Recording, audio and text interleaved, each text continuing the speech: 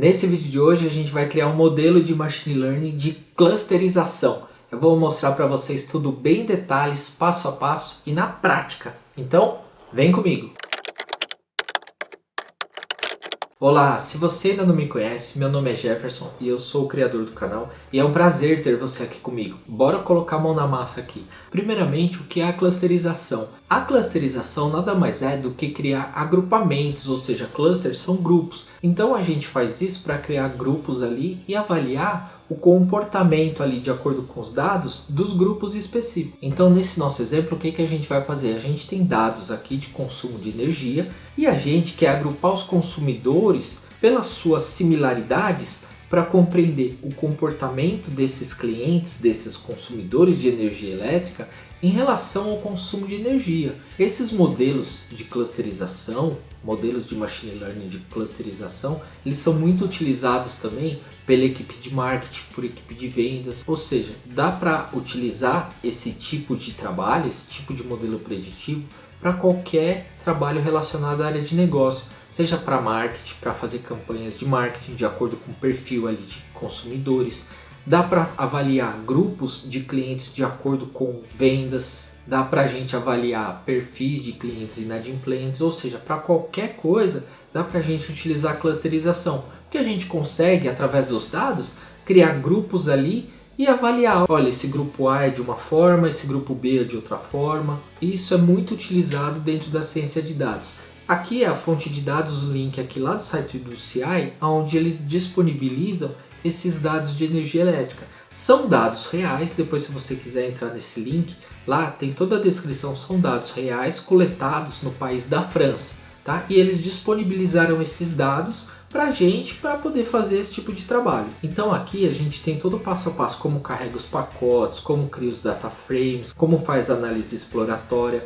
Eu vou pular essa parte da análise exploratória e vou direto para a parte da clusterização, porque eu tenho outros vídeos já aqui no canal que tem tudo isso de análise exploratória, modelos preditivos completo, desde a parte de coleta de dados até a criação do modelo de machine learning.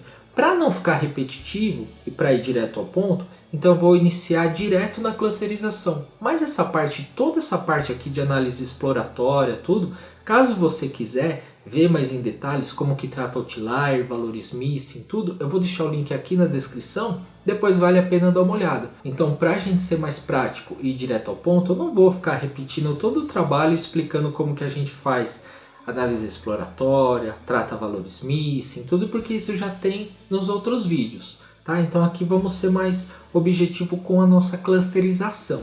Então a gente vai iniciar a partir daqui. O que eu estou fazendo? Eu estou pegando ali uma amostra do nosso conjunto de dados, eu vou pegar 1% só dos nossos dados, tá? Eu já expliquei aqui essa função train test split nesse vídeo que eu comentei com vocês, que o link está na descrição.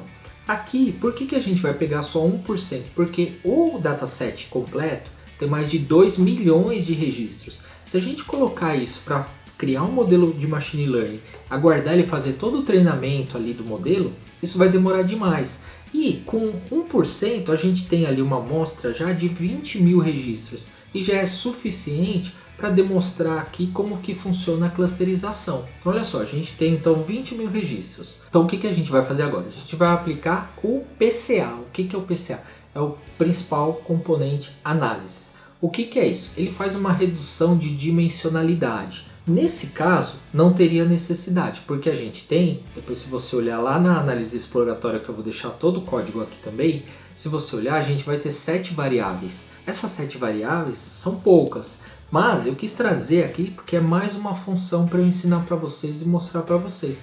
Quando a gente tem 40, 50, 80 variáveis, isso é muito útil. O que isso faz? Esse é um método do próprio pacote também scikit-learn, tá? Tem toda a importação aqui, ó. A gente tem aqui, ó, tá vendo? O scikit-learn tem o PCA aqui. E o que o PCA, então, né, a nossa redução de dimensionalidade vai fazer? Observa aqui, ó, que eu estou fazendo o que? Eu estou criando aqui um objeto que vai receber, né, o pacote PCA. Eu estou criando aqui 2 componentes. E eu vou aplicar aqui o método fit transform no nosso conjunto de dados, que é a amostra 1. correto até aqui? Então, o que exatamente é nesses dois componentes? Eu vou transformar 7 variáveis só em 2. E o que ele vai fazer? O que o método faz? O método, através da álgebra linear, ele vai avaliar ali, medir a semelhança da variância ali de cada dado, de cada variável, e vai ver qual variável que é mais semelhante e vai agrupar essas variáveis. Ele faz uma forma de agrupamento, ou seja, a variável 1, 2 e 3 é semelhante aqui a 4. Então eu vou agrupar essas todas junto com a 4 e a 5, 6 e 7, por exemplo, eu vou deixar na variável 2. Então ele separa, ele faz todo um cálculo para fazer esse agrupamento. Isso chama redução de dimensionalidade, que é muito útil quando a gente tem muitas variáveis. Então, e a forma de fazer é super simples, é só passar esse comando aqui, executar, olha lá, ó, ele já fez, tá vendo? E aí, o que eu vou fazer aqui? A gente vai usar para o nosso modelo de clusterização o algoritmo K-means, que ele é próprio para fazer a clusterização. E aí, eu vou criar aqui ó, um range, só para passar para ele parâmetros, para ele avaliar o melhor valor ali de números de cluster. Então olha lá, aqui eu vou criar aqui a nossa variável range, então ele vai fazer ali o teste com 1, com 2, com 3, com 4, até 12 clusters, para ele ver, ou seja, qual o melhor valor para ele separar, se ele vai agrupar tudo em 2 grupos, ou se ele vai agrupar tudo em 3 grupos, tá? Então eu crio aqui essa variável kRange. Aqui ó, eu vou salvar aqui nesse objeto K-means, e aí eu vou utilizar o K-means. O número de cluster aqui, que eu vou fazer os testes para ver qual vai ser o melhor, eu vou passar o número de K e já vou fazer o treino aqui no nosso PCA, que está o nosso conjunto de dados com as variáveis já reduzidas. E aqui eu estou fazendo uma função aqui na mesma linha, que é o list comprehension, né? Então eu estou passando aqui para cada valor de K, é um for, cada valor de K, ele vai fazer aqui um treino com o valor de K de 1 a 12, então ele vai fazer isso 12 vezes. Então olha lá, vamos aplicar. Aqui eu até deixei essa observação, ó, que esta célula pode levar bastante tempo para ser executada, porque se você aumentar a quantidade de registros, pode demorar. Se a gente for fazer, por exemplo, com 2 milhões, isso vai ficar umas 5 horas processando. Então olha lá, aqui ele já fez, tá? Porque com 20 mil registros ali ele não demora. Agora aqui a gente vai pegar ali os centro dos clusters e vai jogar nessa variável centroid.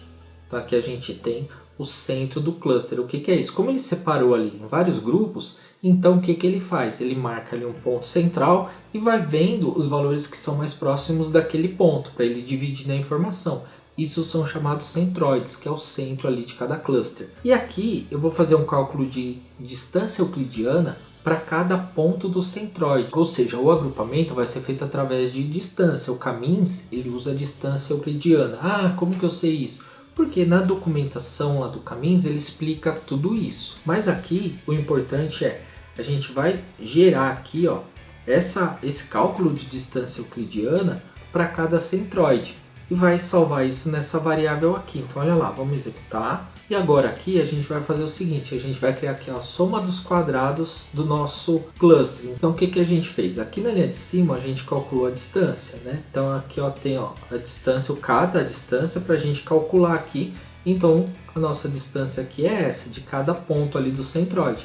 Agora a gente vai levar isso, tá vendo? Ao quadrado. A gente vai fazer um for aqui e para cada vez que ele estiver passando aqui na nossa variável aqui que tem as distâncias, ele vai multiplicar isso aqui e vai elevar ao quadrado, ou seja, esse sinal aqui de 2 asteriscos é a potência, né? O símbolo de potência, então ele vai elevar isso ao quadrado. Olha lá, a gente executa e aqui a gente vai fazer o que? A soma total dos quadrados ali, onde a gente vai colocar numa variável soma total, vai fazer um sum aqui do PCA elevado ao quadrado com o cálculo da distância que a gente já achou. Aqui ele está executando, pronto, agora que ele já executou aqui, agora a gente vai criar uma outra variável e vai colocar aqui ó, soma quadrados intercluster, que vai ser o total menos a soma dos quadrados intercluster. E até aqui o que nós fizemos, apenas calculamos as distâncias, como isso seria agrupado, calculamos ali, elevamos os valores ao quadrado, tudo para ter métricas ali para a gente poder fazer a nossa clusterização. E agora, a partir daqui,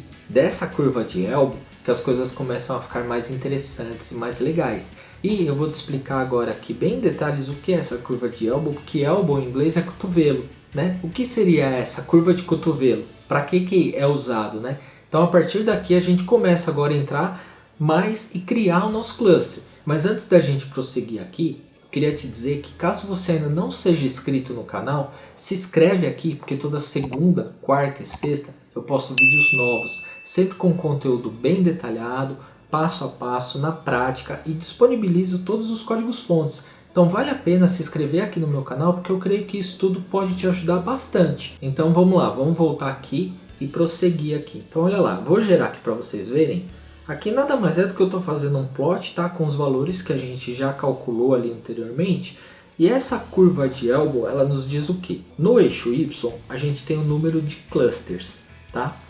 E aqui, na nossa percentual de variância explicada, ele fica no eixo Y. Isso significa o quê? Quanto mais a gente consegue explicar a variância dos dados, melhor será a divisão dos clusters, ou seja, melhor é. Então olha só, se a gente, por exemplo, gerar o nosso modelo preditivo ali, nosso modelo de machine learning de clusterização, e a gente determinar que ele vai ter 2 clusters, a gente só consegue explicar aqui, ó, tá vendo? 60% da variância. Agora, olha quando esse número de cluster aumenta, tá vendo? A gente já consegue explicar mais de 80% aqui, ó, tá vendo? Cerca de 90%. Com 6 clusters, a gente já explica mais aqui. Com 8, a gente já explica mais também que com 6 e que com 7 clusters. Então olha só, aqui ó, já está muito próximo de explicar 100% da variância. Então, o que significa? Tá vendo aqui ó, o 8, ó, até aqui o 8, a gente conseguiu ir fazendo essa curva aqui, ou seja, que é a curva de Elbow, o cotovelo. Por quê? Ele parece um cotovelo. Então a gente consegue analisar aqui, por esse gráfico, qual seria o número de cluster ideal para o nosso modelo preditivo. Por isso que a gente fez todos esses cálculos aqui anteriores para pegar essas informações para poder gerar esse gráfico. Entendeu agora? Então olha só, aqui se a gente colocar 4 clusters não vai ser o ideal, porque a gente sabe aqui, ó, os dados, o gráfico nos mostra que com 6 clusters fica melhor que com 4 e que com 8 vai ficar melhor que com 7, que com 6. Então ó, a partir do 8 já entra meio que num platô, ou seja, ele já não tem tanta alteração. Então o que a gente faz aqui? Ó? A gente sabe que o ideal aqui seria o 8, porque a gente não calculou aqui de 1 a 12, então aqui ele está indo aqui até o 12. Então ó, a gente sabe que com 8 ele vai ser ali a melhor métrica, ou seja, o melhor agrupamento vai ser dividir todos os dados em 8 grupos. Então agora, tendo essa informação em mente, o que a gente vai fazer? A gente vai criar o nosso modelo de clusterização com 8 clusters. Então aqui a gente cria o nosso modelo V1, que vai ser o que? Vai ser o nosso algoritmo K-means, o número de cluster aqui, que esse N-cluster é um parâmetro já do K-means, tá? E coloca aqui igual a 8, que é o número de cluster que a gente quer, ou seja, 8 grupos. E aqui a gente passa aqui o nosso modelo, .fit, que é para fazer o treinamento, né? E passa aqui os nossos dados. Qual dados que é? Nosso PCA, porque aqui em cima a gente não criou o PCA e não colocamos a nossa amostra aqui ó, em 2 componentes. Então a gente vai passar o PCA. Pode observar que todos esses cálculos que a gente fez não vai interferir, ou seja, a gente não vai usar nada daqui para passar no modelo. Tá vendo? A gente só fez esses cálculos para gerar o nosso gráfico aqui de Elbow, nosso gráfico de cotovelo, para avaliar qual o melhor número de clusters. E agora aqui a gente vai passar os dados do PCA e vai mandar aqui ó, fazer o treinamento do modelo. Olha lá, ele já treinou o modelo, tá vendo? Aqui a gente tem o modelo treinado, já foi executado porque a quantidade de registros é pequena. E agora aqui nesses próximos passos, a gente vai fazer isso, coletar essas informações, simplesmente para a gente poder mostrar o cluster ali de forma gráfica, tá? Então o que a gente faz nesse primeiro comando aqui? Simplesmente a gente está pegando os valores mínimos e máximos ali do nosso PCA e colocando uma soma ali, o valor mínimo e o valor máximo. Aqui, tudo isso aqui ó, é notação de slice, tá? No caso, eu não vou entrar nesse detalhe para não se estender, porque também tem isso em outros vídeos que eu vou deixar o link na descrição. Então, aqui a gente vai obter os valores, só mínimo e máximo para a geração do gráfico. E aqui a gente faz esse gráfico para mostrar ali as áreas do cluster. Então, olha lá, a gente criou 8 clusters, 8 grupos. Então, a gente tem, ó, tá vendo aqui, ó, 1, 2, 3, 4, 5, 6, 7, 8. Ok, você pode estar me perguntando, tá, mas como que eu vejo isso mesmo, menciono isso, né? Vejo meus dados ali, qual cliente é de cada grupo. Aguenta um pouquinho que eu já vou te mostrar isso também, tá? Que a gente está fazendo isso bem passo a passo, a gente vai chegar nessa parte. Olha lá, aqui a gente vai fazer o plot ali dos centroides. Então aqui a gente, simplesmente para a gente ver o que? A gente vai ver, ó, tá vendo? Lembra dos nossos centroides que eu comentei anteriormente? Então aqui a gente tem os centros ali do cluster. E aqui a gente tem o que? As áreas mais próximas de cada centroide. É como o algoritmo criou a clusterização. O que ele faz? Ele vê o centro dos pontos ali que tem mais dados próximos. Aí ele pega, então eu tenho aqui, ó, o primeiro centroide, o primeiro centro ali. Então ele vai pegar os que estão mais próximos e vai jogar num cluster, no outro, e ele vai fazendo assim consecutivamente até gerar os 8 clusters. Aqui o Silhouette Score é um outro método que a gente tem da gente avaliar ali o número de cluster ideal, ou seja, avaliar a acurácia do cluster, como se fosse no modelo supervisionado. Como clusters são modelos não supervisionados, a gente não tem uma variável alvo para comparar isso, fazendo igual quando a gente faz modelo de treino e de teste. Quando a gente cria modelos de machine learning supervisionados, a gente tem variáveis de entrada e a variável alvo. Aqui a gente só tem variáveis de entrada, não tem a variável alvo. A variável alvo a gente quer descobrir com o cluster. Então esse Silhouette Score seria como se fosse para avaliar o score da clusterização. Aqui o comando, aqui o nome do método, com a interrogação na frente, ele vai abrir ali o help, a documentação desse método, tá? Aqui a gente faz o cálculo da Silhouette Score. Então o que a gente faz? Pega os labels ali do nosso modelo, ou seja, os que ele gerou de cluster, e aplica aqui, ó, os dados do PCA, os labels, e coloca a métrica, que é a distância euclidiana, e manda gerar aqui, tá vendo? Depois que ele calculou, ele vai nos dar o resultado. Então, ó, 0,76%. Tá bom, porque quanto mais próximo de 1, ou seja, mais próximo de 100%, melhor. Aqui a gente tem ali, no caso, uma acurácia de 76%. A gente também pode criar um outro modelo aqui com 10 clusters, só para a gente poder observar que com 8 realmente vai ficar a Silhouette Score vai ficar maior, ou seja, porque é o que a gente também identificou ali no nosso gráfico de elbow. Olha só, vamos gerar aqui com 10 clusters, tá? Vamos executar, são as mesmas linhas aqui, ó. Tá vendo? Aqui a gente tem 10 clusters, aqui a gente tem aqui os plots do centroide, e aqui a gente avalia o Silhouette Score, viu? Reparou que se a gente aumentar, a partir do momento que a gente colocar mais clusters, aqui a Silhouette Score já vai diminuir, ou seja, já não vai ficar tão bom quanto com 8 clusters. Viu só que legal? E agora, como que a gente gera, né, o resultado final e agrupa isso? Vamos supor que a gente precisasse entregar um trabalho ali para a área de negócio. Ou seja, aqui a gente vai pegar o nome das colunas do nosso data frame original, tá? A gente sabe que é essa nomenclatura aqui das colunas, das variáveis. E a gente vai criar aqui o nosso cluster map. O que a gente está fazendo? Nada mais do que aqui, ó, gerando o nosso data frame com nossos dados e juntando as colunas, colocando a nomenclatura das colunas ali no nosso conjunto de dados. A gente vai pegar e vai gerar aqui, ó, essa variável, ó, cluster map, tá vendo? Global Active Power. Nessa variável, ela vai receber o que? Ela vai receber aqui o nosso cluster map, e aqui a gente vai criar uma variável chamada cluster com o resultado ali dos grupos, ou seja, dos clusters. Então, olha lá, aqui, ó, cluster map é o nome só do data frame, tá? Esse cluster map aqui é a nomenclatura do data frame, que poderia ser qualquer nome. Então olha lá, vamos gerar aqui e vamos visualizar. Então a gente tem aqui no caso todas as nossas variáveis, aqui poderia ter código do cliente, né? Outras variáveis como nome de cliente, código, cidade, região. E aqui a gente teria os clusters, ó. Então aqui a gente conseguiria agora agrupar e separar por clusters, que é o que a gente pode mostrar aqui também, ó. Qual que é a média de clusters, né, para cada nível ali de consumo de energia, tá vendo? Ó? Então a gente tem, ó, a média ali da variável Global Active Power, de acordo com os clusters, ó. Então no cluster 0 a gente tem 2,92, no 1 a gente tem 0,51, ou seja, agora a gente tem aqui para cada cluster como que é o consumo de energia, tá vendo? De acordo com a variável que mede o Global Active Power, né? O consumo de energia ali para cada grupo. E aí a gente pode ver a quantidade também que a gente gerou em cada cluster, ou seja, como que, né, tá distribuído isso. Então você pode ver que a maioria aqui, ó, dos clientes, eles estão no cluster 1, ou seja, a maioria dos clientes tem um nível de consumo aqui, ó, em média de 0,51.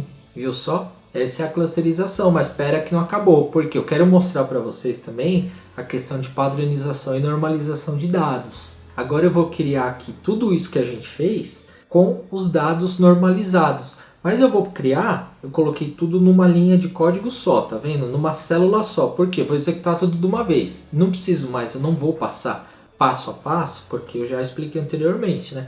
Eu só vou gerar e te mostrar o resultado final para você ver como dá diferença no cluster.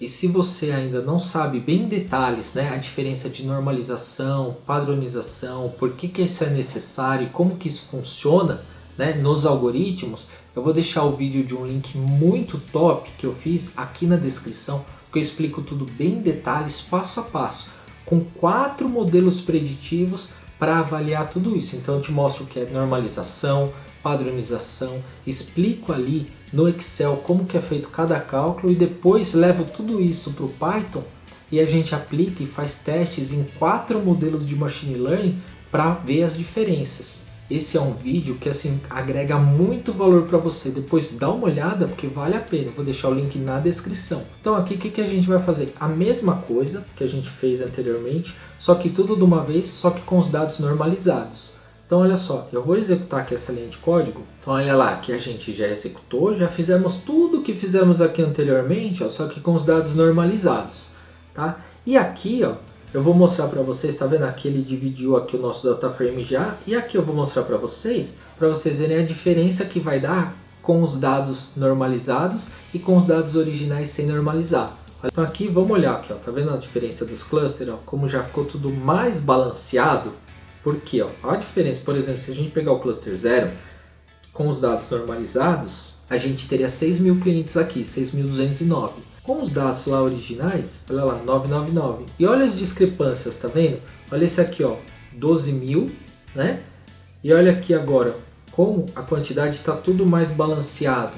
Ou seja, o cluster ele foi mais bem dividido ali com os números, né? Por que isso acontece? Porque todos os algoritmos esperam receber os dados ou normalizados ou padronizados, mas tudo isso eu explico bem em detalhes nesse vídeo que eu falei para vocês que está aqui na descrição o link. Aqui foi só para te mostrar e para você poder ter uma visão que faz toda a diferença mesmo, a normalização e a padronização, seja modelos preditivos de regressão, de classificação, de clusterização, ou seja, padronizando ou normalizando os dados é sempre a forma ideal de se fazer.